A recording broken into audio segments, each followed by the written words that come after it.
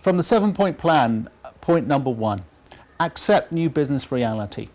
We've grown used to the idea that we no longer will have the credit that we had in the previous 10 years. It grew up in the late 90s, it got going with the dot-com boom and then the very low interest rates and then the massive amounts of money that banks had to lend. And do remember that banks always earned a fee based on a percentage of the amount that they lent, so there were huge incentives in 2006, 2007 to lend very large amounts. This meant that many businesses got off the ground that might not have otherwise have got off the ground, and it was easy to get cash. This isn't the way it used to be, and we've obviously gone back to how it used to be. Now, if you want credit, you have to put up some collateral. You have to put up your house, you have to do something of that nature. So the question is, are you willing to do that, and is it a good idea to do that? Well, first of all, it's almost better to start with, can you live without the credit in the first place? If you can, then you start to build a successful, strong business rather than getting yourself tied in with the banks straight away. So the critical thing is that net lending by banks is going to remain negative until 2011. So that's another year and a half of lack of lending, simply because the banks are rolling over the debts from the commercial property loans and the business loans they've already made, and effectively they're trying to repair their balance sheets and will continue to do so for a period of time. So things won't get easier. In fact, maybe they never will. Okay, so in this environment, we've got slow markets.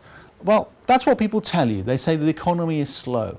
Actually, the reality of business is that it's much more than that. Either the market is slowing very quickly, so it's actually reducing very quickly, or in fact, they're in a small but growing sector. So the focus for any business that wants to grow is how do you get into those growth sectors and how do you minimize your exposure by the reduction in the small sector, in the slowdown sectors. So a slowdown sector might be a business sector where you're cutting price to maintain volume, so the actual value of that market is reducing, or you may be maintaining a higher price, but actually therefore pushing away demand, so reduced demand again means that you've reduced the actual amount of the size of that market. So the objective for this year is to find the growth markets, the growth sectors. Maybe that's to do with the digital economy, maybe it's to do with a different way in which people are working and being employed through freelancing, maybe it's due to some technological advance or some development that is creating new demand or new growth.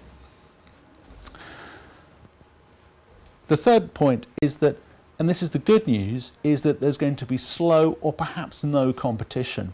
For the previous 10 years, the amount of money thrown at businesses meant that as soon as you had a good idea, someone else had that same good idea too and could fund it. If they could fund it better than you could, they could almost put you out of business. Now, it's not about who can raise the most amount of money or fastest. It's actually about who can create the best product and deliver the best services for the best price. You can now take your time. Yes, I'm going to tell you to move fast and be quick, but you can take your time. To watch the next video, please click on the link below.